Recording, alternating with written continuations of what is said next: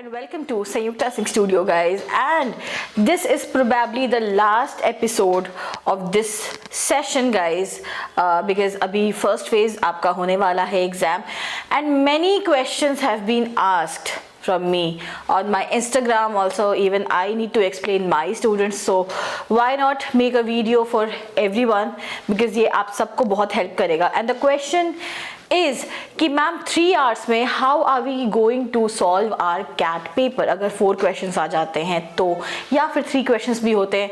So there are some students who are not able to manage their time. Guys, अभी तो थोड़ा late हो चुका है अगर आप मुझसे ये question पूछ रहे हो तो, because आपके पास पूरा साल का टाइम था एंड आपको टाइम मैनेज करना चाहिए था. मैंने अपने बहुत सारे वीडियोस में आपको एक्सप्लेन किया है कि आपको टाइम मैनेजमेंट कैसे करना है. Still, those 3 hours, how are you going to plan your CAT ka question? I am with that session today. So quickly, let's get started to this session. So here I am going to give you the 5 tips, and the first important tip is, guys, जब आपको question मिलता है तो आप पहले उन सारे questions को बहुत ही अच्छे तरीके से पढ़ो, read it carefully and then plan your questions कि कौन से क्वेश्चन में आपको कितना टाइम देना है. अगर स्टैम्प है, अगर कोई कैलीग्राफी या टाइपोग्राफी आपको करनी है तो उसमें आपको 1 घंटे देने का मतलब नहीं बनता, एंड उसमें मुश्किल से आपका हाफ एन आवर या फिर 40 मिनट्स लगना चाहिए. सिमिलरली अगर कॉम्पोजिशन का क्वेश्चन है, व्यू है कोई, या फिर कोई फ्यूचरिस्टिक डिजाइन का क्वेश्चन है जहां पे you need to put your concepts, तो वहां पे आपको 1 आवर 20 मिनट्स का टाइम आराम से आप दे सकते हो, and you can justify the question with many of the elements. So इस तरीके से you're going to divide your time. You're not going to do like that कि आपने 1 question 1 hour, 1 question 1 hour, ऐसे आपको time divide नहीं करना है. आप अपना time plan करोगे, and for that what you are going to do, जैसे ही वो 3 questions आपको दिखते हैं, give your 5 to 7 minutes on planning. पहले सोचो कि आप क्या बनाने वाले हो, क्या portray करने वाले हो. Reject your first 2-3 ideas, then come back to the important one, because वो जो 4-5 ideas होंगे शुरुआत के, they would be common for everyone. तो आप में, आपके काम में वो X factor तभी नजर आएगा तब जब आप थोड़ा उसको अलग तरीके से portray करोगे. And that creative thing वो कहाँ से आता है, again I have a session on that. You can go to the I button और वहाँ से वो session आप देख सकते हो. And again on the tip number 1, guys, plan your questions very perfectly कि पहले क्वेश्चन में अगर आपको स्टैम्प दिया हुआ है, देन यहाँ पे आपका टाइपो होगा, यहाँ पे आपका मोटिव होगा, यहाँ पे जो बाकी प्रिंसिपल्स हैं स्टैम्प के वो सारी चीज़ें होंगी. ऑन दैट नोट, अगर स्टैम्प का सेशन नहीं देखा है तो आप देख सकते हो. सिमिलरली आप सारे क्वेश्चंस को प्लान करोगे. सो this is the tip 1 which you are going to follow.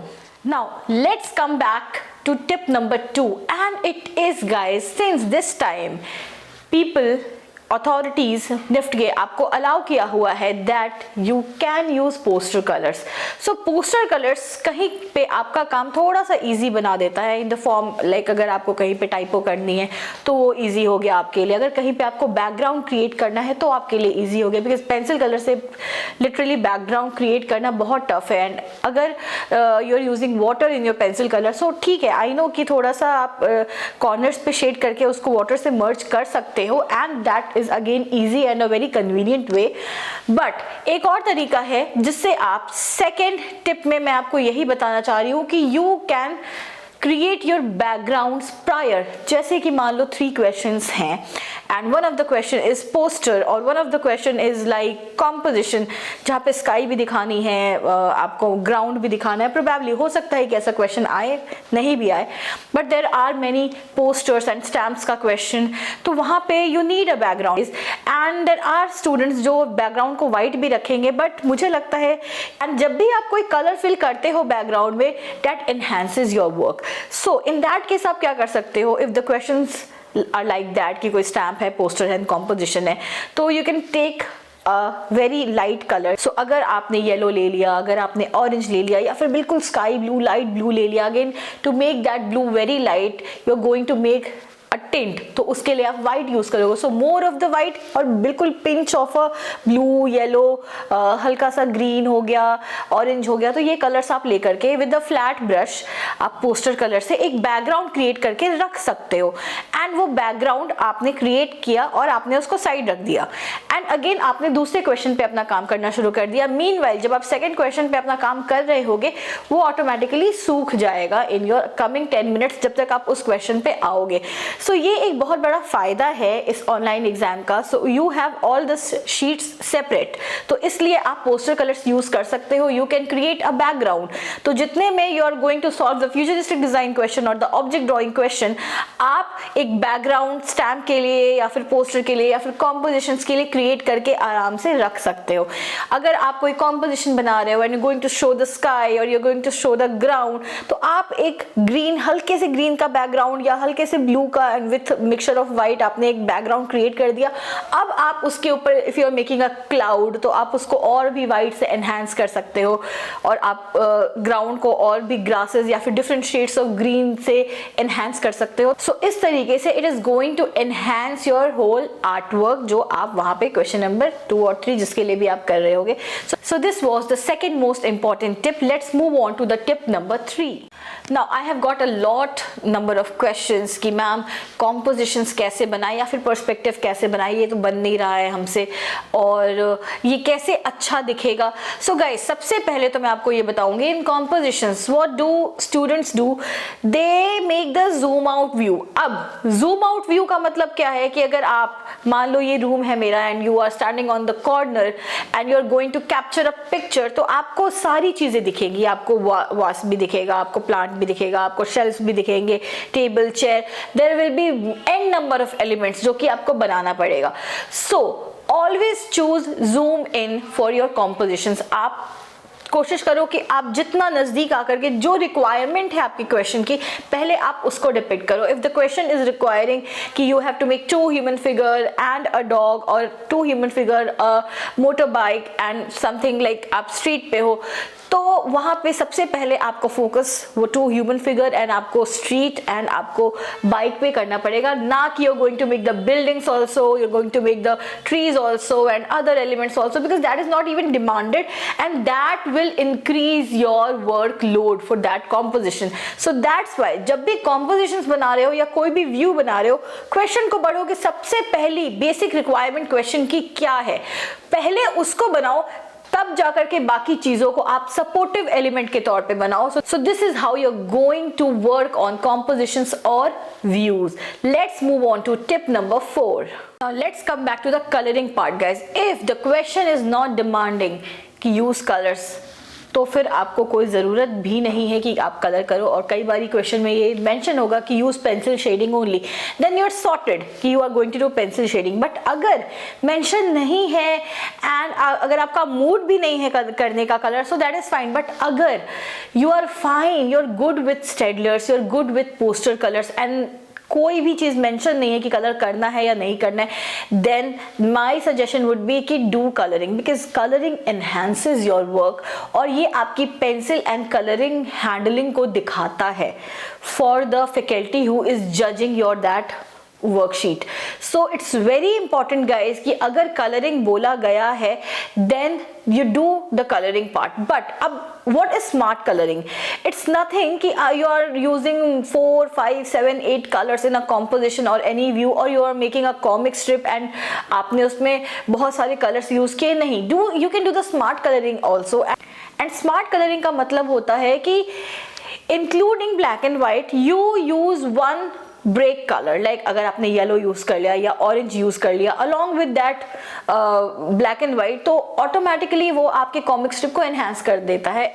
Imagine there is a comic strip और बैकग्राउंड और हर जगह पे ब्लैक एंड व्हाइट शेडिंग हो रखी है या आपने black fibre tip pen use कर रखा है, but you are depicting a boy और any female figure, anyone, and उसके कपड़ों को आपने ऑरेंज कलर से किया है। जहां जहां पे भी आपने बॉक्स में वो फिगर बनाया है आपने उसको येलो या फिर ऑरेंज से किया है, या फिर आपने 2 ह्यूमन फिगर बनाए हैं और एक को आपने ऑरेंज, एक को आपने येलो से किया है या फिर ग्रीन से किया है, और बाकी चीजें जो भी आपने बैकग्राउंड में बनाई है that is black and white. तो this is smart colouring. You don't need to do the leaves of green colour, path of brown colour, sky of blue colour. आप चूज कर सकते हो कॉमिक स्ट्रिप में, story board में, process drawing में, illustrations में, doodlings में, ये कुछ ऐसे टॉपिक्स हैं जहां पे स्मार्ट कलरिंग जा सकती है। But guys do not do smart colouring in compositions और व्यूज, बिकॉज वो थोड़े नेचुरल दिखे तो ज्यादा बेटर लगते हैं। ईदर आप उसको सिंपल पेंसिल शेडिंग में रख सकते हो या फिर आप नॉर्मल कलर्स से भी उसको शेड कर सकते हो। And you can also use many shading techniques. अगर आप पेंसिल शेडिंग यूज कर रहे हो तो उसमें शेडिंग टेक्निक्स का यूज करो। बहुत सारे ऐसे शेडिंग मैंने देखे हैं बच्चों के जहां पे उन्होंने बिल्कुल सिमिलर टाइप की शेडिंग की हुई है। ट्री में भी वही शेडिंग टेक्निक यूज करा है। अगर कोई पाथ बनाया है, कोई ह्यूमन फिगर बनाया है तो उसमें भी वही शेडिंग टेक्निक यूज करा है। There are many shading techniques you can use, cross hatching, normal hatching, scribbling, pointillism, बहुत सी टेक्निक्स है जो आप यूज कर सकते हो। एंड अगर आप उसे कॉम्पोजिशंस में यूज कर रहे हो, it is again enhancing your work and showing your a good side of sketching and shading कि आपको इतनी टेक्निक्स का पता है. So it gives a very good impression to your faculty. Now let's move on to tip number 5.